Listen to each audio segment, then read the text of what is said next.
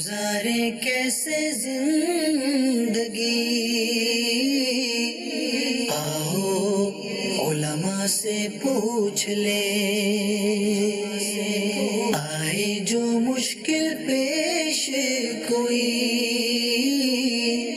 آؤ علماء سے پوچھ لے۔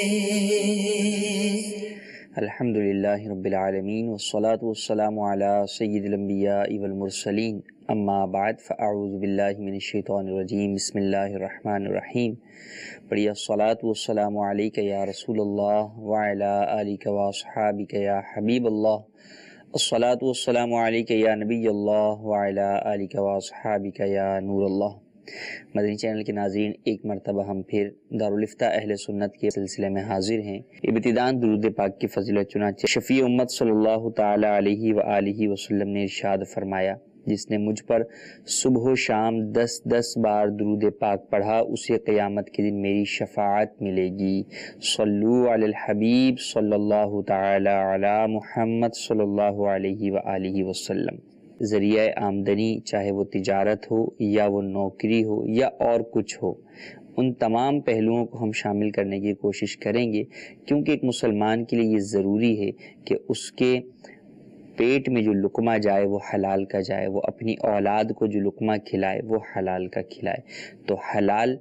کھانا، حلال کھلانا یہی ضروری ہے، حرام سے بچنا اور بچانا یہ ضروری ہے۔ مشتبہ چیزوں سے بھی بچنے کا حکم ہے، لہٰذا ہمیں جو بھی ذریعہ آمدنی ہم اختیار کر رہے ہیں اس سے متعلق یہ جاننا پہلے ضروری ہے کہ آیا وہ ذریعہ آمدنی حلال ہے یا حرام ہے۔ پھر یہاں پر ایک اور بات ہوتی ہے کہ بعض صورتوں کے اندر اگرچہ علماء یہ بیان کر دیتے ہیں کہ اس روزگار کے ذریعے سے جو روزی کمائی گئی وہ حلال ہے، لیکن وہ کمانے کا جو ذریعہ ہوتا ہے وہ حرام ہوتا ہے۔ تو جس طریقے سے کمائی کے حرام ہونے کے اوپر ہم بچ رہے ہیں،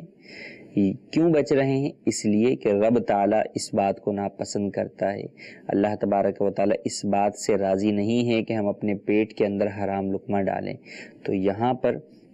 ایک اور پوائنٹ جو ہے وہ ذہن نشین رکھنا ضروری ہے کہ جس طرح وہ بات رب کو ناپسندیدہ ہے،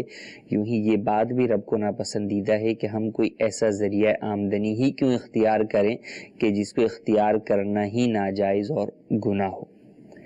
بعض لوگ یہ کہتے ہوئے سنائی دیتے ہیں، یا عموماً جب سوال پوچھتے ہیں اور انہیں یہ بتایا جائے کہ یہ آپ جو کام کر رہے ہیں یہ جائز نہیں ہے، ان کا فوراً ڈائریکٹ اگلا سوال ہی یہ ہوتا ہے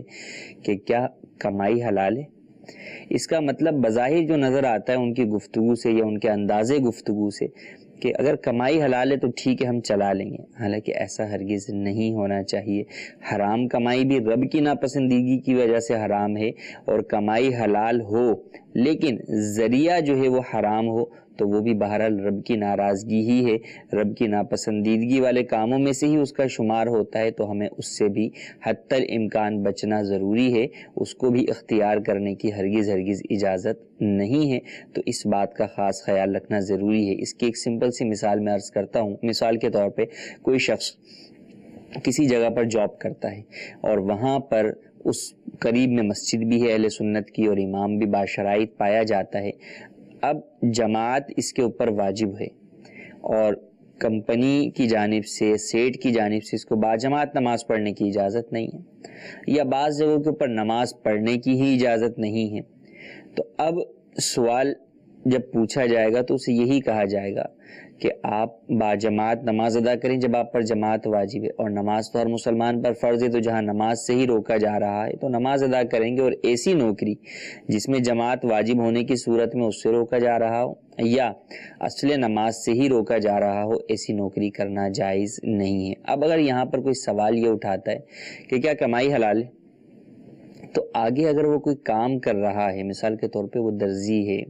یا اور کوئی اس کا پیشہ ہے اور وہ کام کر رہا ہے، وہ کام اگرچہ جائز ہو اور اس کے بدلے میں ملنے والی اجرت کمائی حلال ہو، لیکن اس کا یہ مطلب نہیں ہے کہ وہ کمائی حلال ہو تو اس کو اس کام کے کرنے کی اجازت دے دی جائے گی. اس کام کا کرنا اس کے لیے جو ہے وہ گناہ ہے. کیوں؟ کیونکہ اس کے اندر اس کا ایک فرض یا شریعت مطہرہ کی جانب سے بیان کردہ ایک واجب ترک ہو رہا ہے. تو جو ایسا کام ہے کہ جس کے کرنے کے اندر اللہ عز و جل کے حقوق تلف ہو رہے ہیں تو اس کو کرنے کی ہرگز اجازت نہیں ہے. اسی لیے کہا گیا کہ مخلوق کی اطاعت میں، حدیث مبارکہ ہے کہ مخلوق کی اطاعت میں خالق کی نافرمانی جائز نہیں ہے. کوئی ایسا کام بندہ نہ کرے کہ مخلوق کی بات مان رہا ہو حالانکہ اس کے اندر خالق عز و جل کی نافرمانی ہو رہی ہو.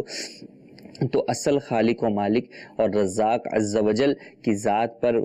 توکل اور کامل بھروسہ ہونا چاہیے. وہی روزی دینے والا ہے. حلال ذریعہ بھی روزی کے اختیار کریں اور ساتھ ہی ساتھ جو ہماری کمائی ہے اسے بھی حلال بنائیں. تو دونوں ہی چیزوں کا حلال اور جائز ہونا ضروری ہے. آئیے کچھ ہم آپ کی کالز شامل سلسلہ کرتے ہیں.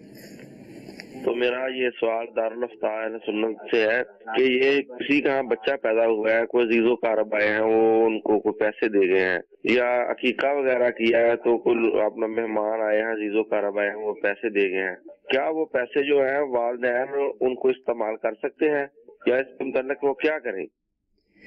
جی مزید کال. محمد طارق عزیز عرض کر رہا ہوں عرب شریف سے. میرا سوال مفتی صاحب یہ ہے کہ میری 5 بہنیں ہیں اور میں ان کا بھائی ہوں اور ایک میری والدہ ہے. والد صاحب کی ڈیتھ ہو گئی ہے. تو جو میرا والد صاحب کی پراپرٹی تھی، جو گھر تھا، تو ساری بہنوں نے میرے نام گفٹ کر دیا، تحفہ دے دیا، پیسہ کچھ نہیں لیا. انہوں نے کہا ہم نہیں لیں گے پیسہ. تو آفس میں جا کے مجسٹریٹ کے سامنے بیان دے کے تو ڈاکومنٹیشن ہو گئی. تو اس میں کیا میرے نام پہ ہو گیا یا اس میں کچھ اور سلسلہ کرنا ہے جن کی وجہ سے یہ میرا حصہ ہو جائے؟ کیونکہ خوشی سے ہوا ہے، اس میں کچھ مطلب زبردستی نہیں، ہر طرح پیار محبت سے انہوں نے خود ہی دیا. جی مزید کال. میرا دارالفتہ اہل سنت کی بارگاہ میں سوال ہے کہ جائیداد کے جو وارث ہوتے ہیں اگر وہ اپنی زندگی میں ہی جو بھی مطلب کہ اس جائیداد کے وارث جن کو وہ بنانا چاہیں ان کو وہ بٹوارہ کیسے کریں، کیسے تقسیم کریں اپنی اس جائیداد کو ان سب حصے داروں میں؟ جزاک اللہ خیرہ. جی تینوں ہی سوال کا تعلق کسی نہ کسی طریقے سے ہمارے موضوع کے ساتھ بھی ہے کہ میرے پاس جو آمدن آ رہی ہے، آمدن کے لیے یہ ضروری نہیں کہ آپ جو ہے وہ جاب کو یا اپنی محنت والے کی ہی بات کریں. وراثت بھی آپ کے پاس آنے والی جو ہے وہ آمدن ہی ہے، تو اس کا بھی حلال طریقے سے ہی آنا ضروری ہے. اسی طریقے سے یہ بچوں کے لیے گفٹ تحائف جو ہے وہ دیے گئے، تو اس کا یہ بھی ایک آمدن ہے. آمدن ہوئی مجھے، تو اب اس کا کیا حکم ہے، کس کی ملکیت ہے؟ دیکھیں بچوں کو جو چھوٹے کپڑے وغیرہ دیے جاتے ہیں جو کہ بچے کے لیے ہی دیے جا رہے ہیں، کپڑے چھوٹے ہیں، بچے کی عمر کے حساب سے ہیں، تو وہ بچے کو پہنانے کے لیے ہی دیے گئے ہیں، تو وہ تو بچے کی ملکیت ہو جائیں گے. البتہ اس کے علاوہ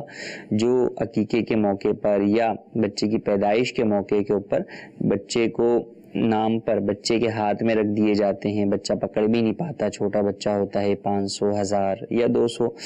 تو وہ اس کا مقصد بچے کو دینا نہیں ہوتا بلکہ ان کے والدین کو دینا ہوتا ہے. تو اس کے مالک ان کے والدین ہوں گے.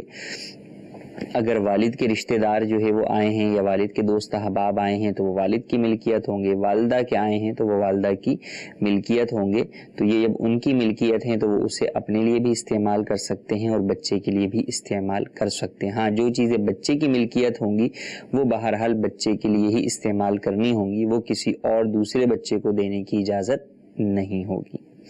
دوسرا سوال وراثت سے متعلق کہ بہنوں نے حصہ معاف کر دیا، لیا نہیں، ان کے نام جا کر کروا دیا، تو اس حوالے سے انہوں نے سوال کیا. دیکھیں سب سے پہلی بات تو یہ کہ اسلام نے عورتوں کو حقوق دیتے ہوئے ایک حق یہ بھی دیا کہ عورت کا وراثت میں حصہ رکھا کہ بیٹی ہے تو اس کا حصہ ہے، بہن ہے تو اس کا حصہ ہے، ماں ہے تو اس کا حصہ ہے، بیوی ہے تو اس کا حصہ ہے. تو یہ وراثت کے حصے جو ہے وہ شریعت مطہرہ نے عورتوں کو دیے. اب ہمیں چاہیے کہ ہم ان حصوں کی ادائیگی کریں. ہاں جہاں پر واقعی بہن یا کوئی بھی عورت اپنی خوشی سے، رضامندی سے اپنا حصہ کسی اور کو دے دیتی ہے تو ایسی صورت کے اندر چند احکام کو دیکھنا ضروری ہوگا کہ وہ چیز جو کسی اور کو دے رہی ہے اس کی کیفیت کیا ہے، کنڈیشن کیا ہے، کیا وہ ایسی چیز ہے کہ وہ تقسیم ہو سکتی ہے، اور تقسیم ہونے کے بعد اس کا جو ایک حصہ بنے گا کیا وہ اتنا ہوگا کہ وہ دوسرے کے لیے قابل انتفاع ہوگا، یا اوورآل اس سے انتفاع نفع اٹھایا جا سکتا ہے یا نہیں اٹھایا جا سکتا۔ اس کی مثال لیجئے کہ اگر کوئی ایک جو ہے وہ کمرہ ہو اور اس کے اندر 10 حصے دار ہوں، تو اب اگر وہ تقسیم ہوگا تو شاید ہر ایک کے حصے کے اندر اتنا ہی جو ہے وہ حصہ آئے گا کہ اس کے اندر وہ شاید کھڑا ہی ہو سکے یا بیٹھ ہی سکے، اس کا نفع نہیں اٹھایا جا سکتا، بہت مختصر سا حصہ آئے گا۔ تو یہ چیز کہلاتی ہے کہ یہ چیز وہ ہے کہ جو تقسیم نہیں ہو سکتی، یا تقسیم ہونے کے بعد اس کا نفع نہیں ہوگا۔ تو اگر ایسی چیز ہے تو اس کا معاملہ جدا ہے، اور اگر ایسی چیز ہے جو تقسیم ہو سکتی ہے، بڑی زمینیں ہیں، کھیت ہیں، یا مختلف گھر ہیں، تقسیم کے بعد ان کا جو ہے وہ حصہ بنتا ہے، تو ان کو اگر ہبہ کر دیا ایک وارث نے اپنے دوسرے وارث کو تو وہ ہبہ جائز ہے، جبکہ دیگر تمام شرائط ہبہ بھی پائی جائیں۔ لیکن معاملہ یہاں پر یہ ہوتا ہے کہ بعض جگہوں کے اوپر، بلکہ اکثر یہ بات کہیں تو غلط نہ ہوگا، کہ کسی اور کو دینے کے بجائے بہنیں معاف کر دیتی ہیں، یا ان سے معاف کروا لیا جاتا ہے، یا وہ کہتی ہیں ہم حصہ لینا نہیں چاہتی۔ تو وراثت کا حق ایک ایسا حق ہے کہ یہ خود بخود انسان کی ملکیت میں آ جاتا ہے، اور کسی کا یہ کہنا کہ میں اس کو قبول نہیں کرتا، یا میں لینا نہیں چاہتا، یا میں معاف کر دیتا ہوں، اس سے وہ حق ختم نہیں ہوتا جب تک کہ اپنی ملکیت سے اسے نکالے نہیں۔ نکالنے کی 2 صورتیں ہو سکتی ہیں، کہ کسی کو بیچ دے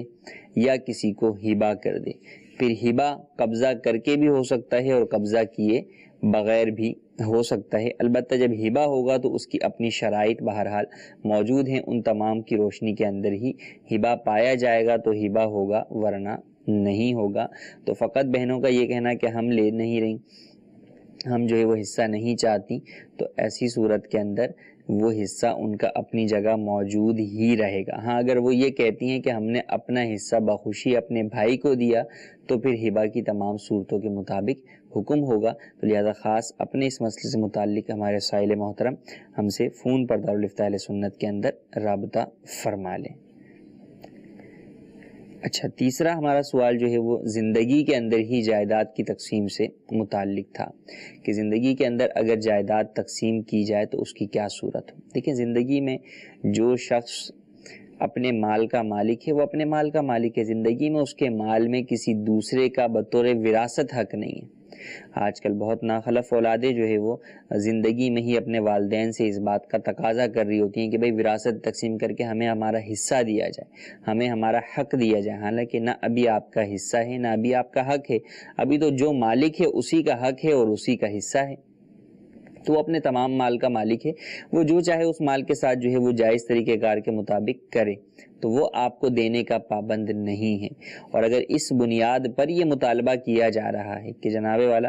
کل کو تو ہم ہی نے حصہ دار بننا ہے، تو یہ بات یاد رکھیے کہ موت کا وقت کسی کو معلوم نہیں۔ جس طرح بیٹا باپ کی وراثت میں حقدار بنتا ہے، یوں ہی باپ بھی بیٹے کی وراثت میں حقدار بنتا ہے، ماں بھی بیٹے کی وراثت میں، بیٹی کی وراثت میں حقدار بنتی ہے۔ کیا پتہ کہ آپ کا انتقال پہلے ہو جائے اپنے باپ سے، تو چلے تھے آپ حصہ مانگنے، اب باپ کو جو ہے وہ حصہ ملے گا آپ کے ترکے سے۔ اور یہاں پر لوگ بہت زیادہ جو ہے وہ عجیب و غریب باتیں بھی کرتے ہیں، کنفیوژن کا بھی شکار ہوتے ہیں شاید، کہ جناب باپ کو حصہ جو ہے وہ کیوں ہم اپنے مال میں سے دیں، ہمارا تو یہ اپنا کمایا ہوا مال ہے۔ ارے آپ کا کمایا ہوا مال ہے تو باپ نے جو کمایا وہ بھی تو اس کا کمایا ہوا ہی مال ہے، جب اس کے کمائے ہوئے مال میں سے آپ کا حصہ ہو سکتا ہے تو اسی طریقے سے آپ کے کمائے ہوئے مال میں سے اگر آپ انتقال کر جائیں گے تو آپ کے باپ کا بھی جو ہے وہ حصہ ہوگا۔ کیا کبھی کسی باپ کو آپ نے دیکھا ہے کہ وہ اپنے بیٹے سے اس بات پر حصے کا تقاضا کر رہا ہو یا حق وراثت مانگ رہا ہو کہ چونکہ میں تمہارا وارث ہو سکتا ہوں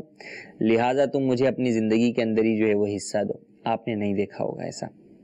لیکن اولادوں کو اکثر دیکھا ہوا کہ اولادیں اس بنیاد پر کہ جناب ہم وارث ہیں یا ہو سکتے ہیں لہٰذا ہمیں ہمارا حصہ دیا جائے، تو اولادوں کا یہ مطالبہ کرنا والدین کی رضامندی کے بغیر سراسر غلط ہے اور والدین کو تکلیف و ایذا دینے والی چیز ہے، جس سے بچنا ان کے لیے بہرحال ضروری ہے۔ کئی والدین روتے ہوئے آتے ہیں کہ جناب اولاد جو ہے وہ ہمیں اس بڑھاپے کے اندر بے گھر کر رہی ہے، گھر تقسیم کرنے کی باتیں کر رہی ہے، ان اولادوں کو بھی سوچنا چاہیے۔ اور دوسری جانب والدین سے بھی عرض کروں گا کہ اگر آپ اپنی اولاد کی دینی تربیت کریں گے تو انشاءاللہ عز و جل بڑھاپے کے اندر آپ کی دینی تربیت والی اولاد آپ کو تکلیف نہیں پہنچائے گی بلکہ آپ کا خیال رکھنے والی ہوگی۔ اب آتے ہیں مسئلے کی طرف کہ اگر زندگی میں کوئی شخص بخوشی اپنی جائیداد خود تقسیم کرنا چاہتا ہے، سب سے پہلے تو یہ کہ اپنی بقیہ زندگی کے لیے وہ جتنا مال اپنے لیے رکھنا چاہتا ہے اتنا اپنے لیے رکھ لے، جتنا اپنی زوجہ کے لیے رکھنا چاہتا ہے اس کے لیے رکھ لے، اگر کوئی مال صدقہ و خیرات کرنا چاہتا ہے تو وہ صدقہ و خیرات کر دے۔ اب اس کے بعد جو مال بچا ہے جس کا اس کا تقسیم کرنے کا ارادہ ہے کہ اتنا مال میں نے تقسیم کرنا ہے، تو اس میں سب سے افضل یہ ہے کہ بیٹے اور بیٹیوں میں برابر برابر تقسیم کرے، جتنا بیٹے کو دے اتنا ہی بیٹی کو دے۔ اگرچہ یہ بھی جائز ہے کہ بیٹے کو بیٹی کا ڈبل دے، بیٹی کو مثلا جو ہے وہ سنگل حصہ دیا اور بیٹے کو اس کا ڈبل حصہ دیا، یہ بھی جائز ہے، لیکن زندگی میں تقسیم کے وقت افضل یہ ہے کہ برابر برابر دے۔ ہاں اگر کسی کو اس وجہ سے زیادہ دیتا ہے کہ وہ اولاد دین کے کاموں میں مصروف ہے، معاش سے جو ہے وہ دور ہوئی ہوئی ہے اور دین کے کاموں میں لگی ہوئی ہے، تو اب اس کو اگر زیادہ دیتا ہے تو بالکل دے سکتا ہے۔ یا اگر کوئی اولاد اپاہج ہے اس کو اس وجہ سے اس کی مدد وغیرہ زیادہ کرنا چاہے دوسرے بچوں کے مقابلے میں تو کر سکتا ہے، ورنہ اولادوں کے درمیان برابری رکھی جائے۔ اور اگر برابری نہ ہو تو بہرحال ظلم نہ ہو، کسی کو بلا وجہ مکمل طور پر محروم کر دینا یہ ہرگز نہ کیا جائے کہ یہ گناہ کے زمرے میں آتا ہے۔ تو اس بات کا خیال کرتے ہوئے جائیداد زندگی میں تقسیم کی جا سکتی ہے۔ لیکن یہاں ایک اور بات اہم ضروری ہے کہ عموماً ہمارے ہاں جائیدادوں کی تقسیم پیپرز پر تو ہو جاتی ہے، لیکن اس پر قبضہ شرعی، کیونکہ ہبہ ہوتا ہے، یہ گفٹ ہوتا ہے، تو اب گفٹ کے لیے قبضہ بہرحال ضروری ہے، تو اس کی ایک تو تقسیم اور تقسیم کے بعد اس کا قبضہ یہ نہیں ہوتا۔ تو اگر آپ زندگی میں دینا چاہتے ہیں تو آپ پھر تقسیم کر کے آپ قبضہ بھی ہر ایک کا اس پر دلا دیں، ورنہ عموماً ہوتا یہ ہے کہ یہ سارا کچھ کر کے تو والد محترم انتقال کر جاتے ہیں، اب جب اولادوں کی درمیان تقسیم نہیں ہوئی ہوتی یا قبضہ نہیں ہوا ہوتا، تو جب قبضہ نہ ہو اور وارث کا جو مورث ہے جس کی وراثت تقسیم ہو رہی ہے اس کا انتقال ہو جائے، تو یہ زندگی میں کی ہوئی تمام ہبہ یا تمام تقسیمات باطل ہو جاتی ہیں، اور پھر ٹوٹل ترکے کے اندر وراثت کے اصولوں کے مطابق جو ہے وہ وراثت تقسیم ہوتی ہے۔ تو لہٰذا اگر دینا ہے تو پھر زندگی کے اندر ہبہ کی تمام شرائط کا خیال کرتے ہوئے دیجیے، اور اس حوالے سے فیصلہ کرنے سے پہلے آپ مشورے کے لیے دارالفتہ اہل سنت میں بھی تشریف لے آئیے۔ جی مزید کالز۔ یہ سر میں نے کہا کہ 4 رکعت نماز ہم پڑھتے ہیں جب، اور یہ قل اللہ علام کو پڑھ کے قل اللہ 4 بار ہم پڑھ سکتے ہیں اس 4 رکعت فرض ہے۔ اور ایک اور ہے سر، ایک اور ہے کہ یہ جو وطر پڑھتے ہیں، وطروں میں اگر دعائے قنوت نہیں آتی ہو تو قل اللہ اور الحمد ہم پڑھ سکتے ہیں اس میں 3 بار۔ یہ ہمیں سوال سر پہ یہ کر کے دے کہ مہربانی۔ جی مزید کال۔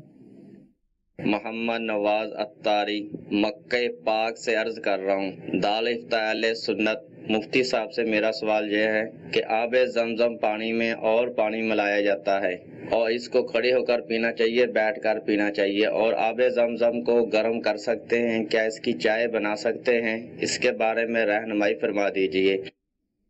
جی مزید کال۔ میرا ایک سوال ہے کہ کئی لوگ اشہد اللہ الہ الا اللہ وحدہ لا شریک لہ واشہد ان محمد عبدہ ورسولہ، یعنی قاعدے میں جب 2 رکعت پڑھ کے 4 رکعت میں 2 رکعت پڑھ کے تو اس میں سے اشہد اللہ الہ الا اللہ کے بجائے وہ وحدہ لا شریک بھی کہتے ہیں، پھر آگے جا کے اشہد اللہ الہ الا اللہ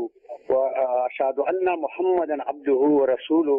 یعنی اس طرح کے وہ پڑھتے ہیں کہ دونوں کی شہادت دیتے ہیں کہ وحدہ لا شریک ہے اور اللہ کے رسول صلی اللہ علیہ وسلم اللہ کے رسول ہیں، لیکن یہاں پر وہ وحدہ لا شریک جو ہے وہ بھی کہتے ہیں، کیا آیا یہ نماز میں صحیح ہے؟ جی، پہلا سوال تکرار صورت سے متعلق انہوں نے کیا کہ ایک ہی رکعت کے اندر ہم 4 مرتبہ سورہ اخلاص قل اللہ احد پڑھ سکتے ہیں یا نہیں۔ فرضوں کے اندر تکرار صورت منع ہے،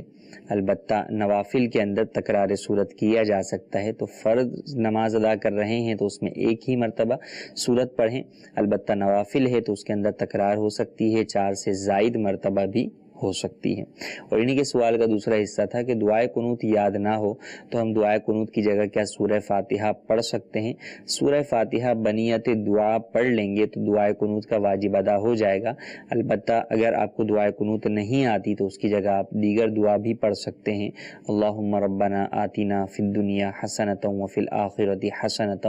وقنا عذاب النار، یہ دعا بھی پڑھ سکتے ہیں۔ اللہم اغفر لی، یہ بھی 3 مرتبہ پڑھ سکتے ہیں، لیکن بہرحال دعائے قنوت بھی اس کے ساتھ ساتھ سیکھتے رہنے کی کوشش کیجیے تاکہ آپ پھر دعائے قنوت جب یاد ہو جائے تو اس کے بعد دعائے قنوت ہی ادا کیجیے۔ دوسرا سوال ہمارا آب زمزم سے متعلق انہوں نے کیا کہ آب زمزم میں جب دوسرا پانی ملا دیا جائے تو پھر کیا بیٹھ کر پیا جائے گا یا کھڑے ہو کر؟ جب دوسرا پانی ملا دیا جائے گا تو پھر آب زمزم بیٹھ کر پیا جائے گا، جب آب زمزم خالص ہو تو کھڑے ہو کر پیا جائے۔ اور آب زمزم گرم کرنے سے متعلق انہوں نے سوال کیا تو گرم کیا جا سکتا ہے، گرم کر کے پیا بھی جا سکتا ہے، اور چائے وغیرہ بنانا بھی جائز ہے، البتہ چائے بنانے کے اندر چونکہ پتی وغیرہ کے اجزاء جو ہے وہ پھینکے جاتے ہیں تو اس اعتبار سے زمزم کا پانی اس میں شامل ہوگا تو وہ ایک طریقے سے جو ہے وہ ضائع ہوگا، تو اس لیے بہتر یہ ہے کہ اس کے اندر آب زمزم شامل نہ کیا جائے۔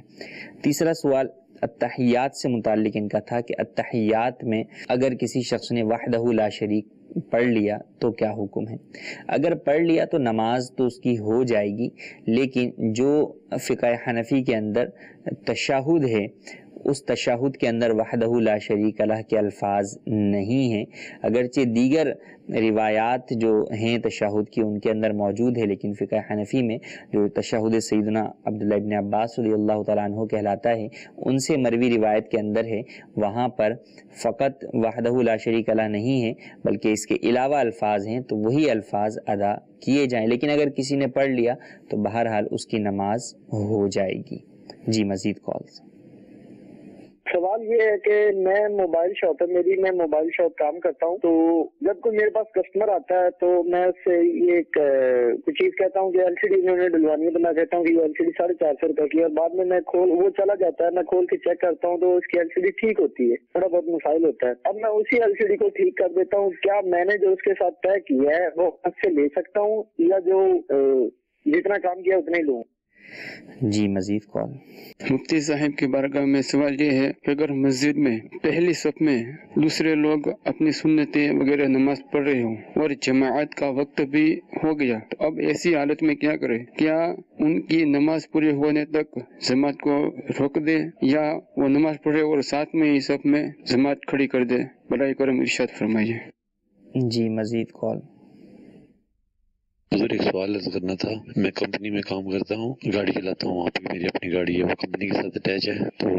جو لڑکے سیل مین کام کرتے ہیں جن کو جو سٹاک وہ شاپ کیپرز کو دیا جاتا ہے اور اس میں سے گتا بچ جاتا ہے، گتے کے کارٹن بچتے ہیں، وہ کارٹن گاڑی میں چھوڑ دیتے ہیں، کمپنی میں واپس نہیں جاتے۔ کمپنی والے کہتے ہیں کہ جو مینیجر وغیرہ بیٹھا ہے کہ یہ کارٹن شروع سے روٹین ہے کہ یہ جو گاڑی کا ڈرائیور ہے وہ یہ رکھ لیتا ہے، ان کو اس کو سیل کر لیتا ہے، اس کی رقم اپنے استعمال میں کر لیتا ہے۔ تو حضور یہ کرنی تھی، کیا وہ گتے بیچ کی جو رقم ملتی ہے وہ استعمال ہمارے میں جائز ہے، ہمارے لیے جائز ہے اور حلال میں شمار ہوگی؟ پلیز اس کا مجھے جواب دیجیے گا۔ السلام علیکم ورحمۃ اللہ وبرکاتہ۔ وعلیکم السلام ورحمۃ اللہ وبرکاتہ۔ پہلا سوال ہمارا کہ ریپیئرنگ والوں کو کئی معاملات کے اندر اس بات کا سامنا کرنا پڑتا ہے کہ وہ ابتداً کسی چیز کو دیکھ کر کہتے ہیں کہ جناب اس کے اندر یہ چیز ہے اور اتنا خرچہ آئے گا، یہ چیز خراب ہے، یہ چیز تبدیل کرنی پڑے گی، اس چیز کے اتنے پیسے ہیں اور ریپیئرنگ کے اتنے پیسے ہیں، لہٰذا یہ اتنے ہو گئے، تو اب وہ کسٹمر دے کر چلے جاتے ہیں۔ اب جب یہ بعد میں دیکھتے ہیں تو اس چیز کو تبدیل کرنے کی حاجت نہیں ہوتی، فقط ریپیئرنگ کر کے جو ہے وہ کام چل سکتا ہے، تو اب یہ اس چیز کی قیمت بہرحال وصول نہیں کر سکتے کہ اگر ایل سی ڈی 500 کی ہے اور ریپیئرنگ جو ہے وہ ایل سی ڈی لگانے کے ساتھ جو ہے وہ 600 روپے میں سودا طے ہوا اور اب ایل سی ڈی تو آئی نہیں، اب فقط اس نے اس کو اسی طریقے سے درست کر دیا، تو اب 500 نہیں لے سکتا، بلکہ اب یہ اس کو 500 اس سے لینا جائز نہیں ہوگا کہ یہ جھوٹ ہوگا، کیونکہ یہاں پر دو چیزیں ہیں، ایک خرید و فروخت اور ایک ساتھ میں اجرت یعنی اجارہ۔ تو بیع پلس اجارہ یہاں پر پایا جاتا ہے۔ تو بیع جس چیز پر کی گئی ہے کہ میں آپ کے لیے جو ہے وہ خریدوں گا، یا میں آپ کو LCD بیچ رہا ہوں اور بیچنے کے بعد آپ کی اجازت سے اس میں لگا رہا ہوں، تو وہ خرید و فروخت تو پائی ہی نہیں گئی، تو لہٰذا جب وہ پائی نہیں گئی تو اس کے پیسے لینا بھی جائز نہیں ہے۔ تو یہ بہت ساری جگہوں پر ریپیئرنگ والوں کو ان چیزوں کا سامنا کرنا پڑتا ہے، تو انہیں اس بات کا خیال رکھنا ضروری ہے۔ دوسرا سوال ہمارا جماعت اور سنتیں، کہ اگر مسجد کے اندر لوگ سنتیں ادا کر رہے ہیں، مثلا پہلی صف میں ہی سنتیں ادا کر رہے ہیں اور جماعت کا وقت ہو گیا، تو کیا ایسی صورت کے اندر جماعت قائم کی جا سکتی ہے یا نہیں؟ جماعت قائم تو کی جا سکتی ہے، اگر وقت ہے تو ایسی صورت کے اندر انتظار بھی کیا جا سکتا ہے ان کی سنتیں مکمل کرنے کا، اور بہرحال جماعت ادا بھی کی جا سکتی ہے۔ ہاں، وہ افراد جو بیچ میں اپنی نماز پڑھ رہے ہیں ان کی وجہ سے قطع صف ہوگا، اس لیے کوشش کی جائے کہ اگر وقت میں گنجائش ہے تو ان کی سنتیں مکمل کرنے کا کیا انتظار کیا جائے، اور چاہیے بھی دیگر سنتیں پڑھنے والوں کو بھی چاہیے کہ وقت کو سامنے رکھتے ہوئے جب سنتیں ادا کریں تو پھر اگلی صفوں کے بجائے پیچھے برآمدے میں یا صحن کے اندر سنتیں ادا کریں، اور کسی آڑ میں یعنی سترے وغیرہ میں یا کسی دیوار یا ستون کی آڑ میں نماز سنت ادا کریں۔ تیسرا سوال انہوں نے کہا کہ گتے کا اسکریپ وغیرہ ہوتا ہے یا گتے کے ڈبے ہوتے ہیں وہ فالتو ہوتے ہیں، وہ ڈرائیور لیتا ہے،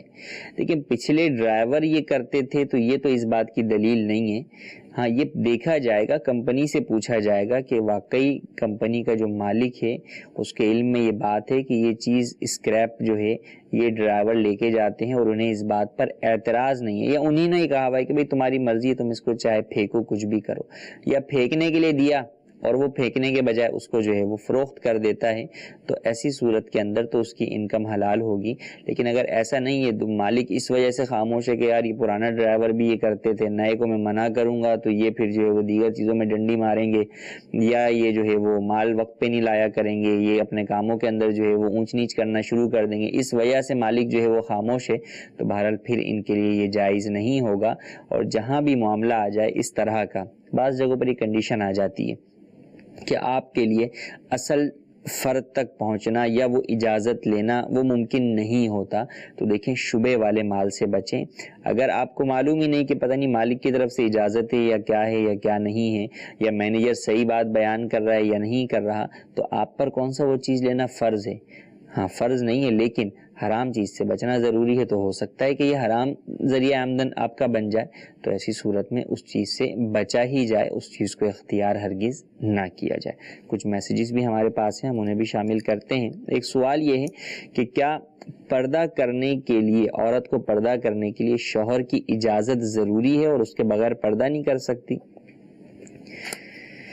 کسی کو اگر شرعی پردے کی تلقین کی جائے اسلامی بہن کو، تو کئی جگہوں پر یہ آتا ہے کہ میں اپنے شوہر سے پوچھوں گی پھر جو ہے وہ میں کروں گی۔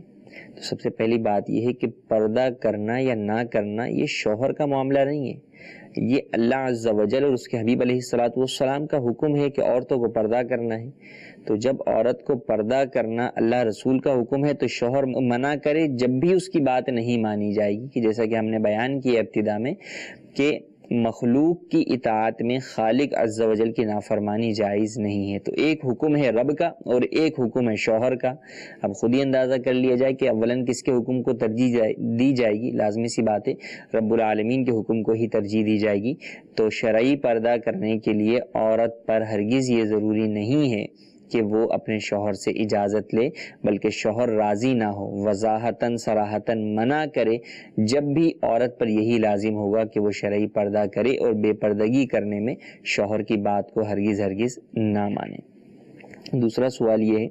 کہ درود پاک اگر 4 رکعت والی نماز میں دوسری رکعت کے قعدے میں ادا کر لیا تو بھول کر پڑھ لیا، تو اب کیا کرنا چاہیے؟ فرضوں کے اندر یا سنت موقدہ کے اندر 4 رکعت والی ہیں تو فقط دوسری رکعت میں قعدہ التحیات تک ہی ہے، اس کے بعد پڑھنے کی اجازت نہیں ہے۔ اگر اس کے بعد بھولے سے اللہم صلی علی محمد تک بھی پڑھ لیا تو سجدہ سہو واجب ہو جائے گا، تو نماز کے آخر میں سجدہ سہو کر لیجئے تو آپ کی نماز مکمل ہو جائے گی۔ جی مزید کالز۔ مجھے نماز کے متعلق مسئلہ پوچھنا ہے کہ امام صاحب کے پیچھے ہم نماز پڑھ رہے ہیں، میری ایک رکعت رہ گئی ہے، اور جب امام صاحب نے اپنی نماز مکمل کی تو میں نے ان کے ساتھ ہی دونوں طرف سلام بھیج دیا، اور پھر مجھے یاد آیا کہ میری تو ایک رکعت رہتی تھی، تو اب میں کھڑا ہو رہا ہوں، تو ایسا کھڑا ہو کے اپنی رکعت پوری کر کے نماز مکمل کر سکتا ہوں کہ نہیں؟ جی مزید کال۔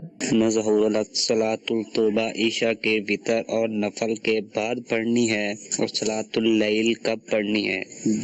اس کا بتا دیں، بہت مہربانی ہوگی۔ جی مزید کال۔ محمد جمیل اطاری کہ ہم نے ایک باغ لیا ہوا ہے کنو کا، تو اس میں جس ٹائم تھوڑا موٹا کنو لگا ہوا تھا اس سے ہم نے لیا تھا، تو اب اس کا عشر کے بارے میں عرض کرنی ہے مفتی صاحب سے کہ اس کا عشر ہمیں دینا پڑے گا یا ذمہ دار کو دینا پڑے گا؟ جی عشر سے متعلق سوال کیا؟ پہلا سوال ہمارا تھا کہ مسبوق نے غلطی سے بھولے سے امام کے ساتھ سلام پھیر دیا اور دونوں طرف پھیر دیا تو کیا حکم ہے؟ اگر مسبوق نے غلطی سے امام کے جو ہے وہ بالکل ساتھ ہی سلام پھیر دیا تو مسبوق کھڑا ہو جائے اور مسبوق کھڑے ہو کر اپنی نماز مکمل کر لے تو اس کی نماز ہو جائے گی۔ البتہ مسبوق سجدہ سہو کرے گا، سجدہ سہو کر لے گا تو مسبوق کی نماز ہو جائے گی۔ دوسرا سوال کہ صلاۃ اللیل، صلاۃ التوبہ وغیرہ پڑھنے کے متعلق انہوں نے سوال کیا کہ صلاۃ التوبہ کب پڑھی جائے؟ تو صلاۃ التوبہ جو ہے وہ عشاء کے نوافل کے بعد پڑھی جائے، اور پہلے بھی پڑھ سکتے ہیں، وتر کے بعد بھی صلاۃ التوبہ پڑھ سکتے ہیں، یا وتر کے بعد جو آپ 2 رکعت نفل عشاء کے پڑھ رہے ہیں اس کے اندر بھی صلاۃ التوبہ کی نیت کر سکتے ہیں۔ اور صلاۃ اللیل رات کے نوافل کہلاتے ہیں، تو رات کے نوافل علیحدہ نیت کے ساتھ بھی پڑھ سکتے ہیں اور اس کے اندر بھی صلاۃ اللیل کی نیت کر سکتے ہیں۔ یہاں پر ایک اور سوال ہمارا عشر سے متعلق ہوا کہ عشر کس کے اوپر لازم ہوگا۔ اب انہوں نے وضاحت نہیں کی کس طور کے اوپر ان سے لیا ہوا ہے، بٹائی کے اوپر زمین لی ہوئی ہے یا جو ہے وہ خاص اماؤنٹ کے اوپر لی ہوئی ہے۔ اگر تو یوں لیا ہوا ہے کہ بھئی اتنے روپے کے عوض یہ زمین جو ہے وہ میں نے آپ سے کرائے پر جو ہے وہ لے لی، کہ اس کے اندر خود ہی جو ہے وہ انہوں نے لگایا، اگایا، سب کچھ کیا، تو اگر یہ صورتحال ہے تو عشر انہی کے اوپر لازم ہوگا، یعنی جو کاشتکار ہے اسی کے اوپر عشر لازم ہوگا۔ لیکن انہوں نے سوال جو ہے وہ باغ سے متعلق کیا۔ باغ کی یہ صورتحال نہیں ہوتی، گندم وغیرہ کے جو کھیت ہوتے ہیں ان میں ہوتا ہے کہ خود اگایا جاتا ہے، باغ کے درخت تو پہلے سے ہی جو ہے وہ موجود ہوتے ہیں، تو اس کے اوپر تو جو بھی آمدن کے ذریعے سے، یعنی یہ پھل آنے کے بعد باغ بیچا گیا تو اس میں جو بھی آمدن ہوئی وہ تو پھلوں کے ذریعے سے ہو گئی، تو اس کے اوپر عشر جو ہے وہ اصل مالک کے اوپر ہی لازم ہوگا۔ یہ تو گویا کہ باغ کے پھل خریدنے والے ہیں، تو پھل انہوں نے خرید لیے تو یہ پھل کے مالک ہو گئے۔ یہ ایسے ہی ہو گیا جیسے ہم جا کے دکان سے پھل خریدتے ہیں تو انہوں نے وہاں سے پھل خرید لیے، تو ان پر عشر نہیں ہوگا، بلکہ عشر اصل زمیندار جو مالک ہے جس کا وہ باغ ہے اس کے اوپر لازم آئے گا کہ اس کے درختوں سے جو اس کی جو پیداوار ہوئی ہے اس کے اوپر عشر لازم آ رہا ہے۔ بہرحال یہاں پر باغ کے معاملے میں مزید تفصیل بھی ہے کہ پھل چھوٹے سے تھے اس وقت خریدا، تو اب اس کے بعد اس کو روک کر رکھنا کہ جناب والا اس کو اس وقت تک روک کر رکھیں گے جب تک کہ یہ بڑے نہ ہو جائیں، یہ بھی جائز نہیں ہے، اس شرط کے ساتھ روک کر رکھنا بھی جائز نہیں ہے۔ تو اس میں تفصیل ہے، اس کے لیے دارالفتاح اہل سنت فون پر رابطہ فرما لیں۔ جی مزید کالز۔ میرا دارالفتاح اہل سنت سے یہ سوال ہے، کیا دوران اجارہ نوافل پڑھ سکتے ہیں یا نہیں پڑھ سکتے؟ براہ کرم رہنمائی فرما دیں، جزاک اللہ خیرہ۔ دوران اجارہ نوافل سے متعلق، دوران اجارہ نوافل پڑھنے کی اجازت نہیں ہے مالک کی اجازت کے بغیر، سیٹ کی اجازت کے بغیر، لہذا سیٹ کی اجازت ہوگی تو ہی نوافل پڑھ سکتے ہیں ورنہ اجازت نہیں ہے۔ اب اجازت 2 طرح ہو سکتی ہے، ایک تو صراحتاً وضاحتاً، اور ایک ہے دلالتاً کے انڈرسٹوڈ ہے اور سیٹ جو ہے وہ منع نہیں کرتا۔ جیسے عموماً ہمارے ہاں دیکھ لیں کہ ظہر کی نماز آتی ہے تو وہ وقفہ ہی ہوتا ہے، طعام اور نماز دونوں کا وقفہ ہوتا ہے، تو اس وقفے کے اندر کسی کو اعتراض نہیں ہوتا کہ بھئی 1 گھنٹے کا وقفہ ہے، کھانا کھائیں نماز پڑھیں۔ یوں ہی عام اگر نمازوں کا وقفہ ہے اس کے اندر جو نماز کے ساتھ کے ہی نوافل ہوتے ہیں، جیسے مغرب کے ساتھ کے 2 نفل ہو گئے یا عصر سے پہلے کی 4 سنتیں غیر موقدہ ہو گئیں، تو اس کے اوپر عموماً اعتراض نہیں ہوتا، تو وہ پڑھنے کی اجازت ہے۔ ہاں جہاں اعتراض ہوگا تو وہاں پر پھر اجازت نہیں ہوگی، لیکن اگر ویسے کوئی جناب دن میں جو ہے وہ نوافل پڑھنے کے لیے کھڑا ہو جائے یا ڈیوٹی ٹائم میں اشراق چاشت وہ پڑھنا چاہتا ہے تو اس کے لیے بہرحال پھر مالک کی جانب سے اجازت ہونا ضروری ہے۔ تو ان باتوں کا خیال رکھنا ضروری ہے۔ ہمارے سلسلے کا وقت ختم ہو چکا ہے۔ ہم دعا کرتے ہیں اللہ تبارک و تعالیٰ سے جو سنا اسے یاد رکھنے، اس پر عمل کرنے، اسے دوسروں تک پہنچانے کی سعادت نصیب فرمائے، آمین بجاہ النبی الامین۔ صلو علی الحبیب صلی اللہ تعالی علی محمد صلی اللہ علیہ وسلم۔ گزارے کیسے زندگی، آؤ علماء سے پوچھ لے، آئے جو مشکل پیش کوئی، آؤ علماء سے پوچھ لے۔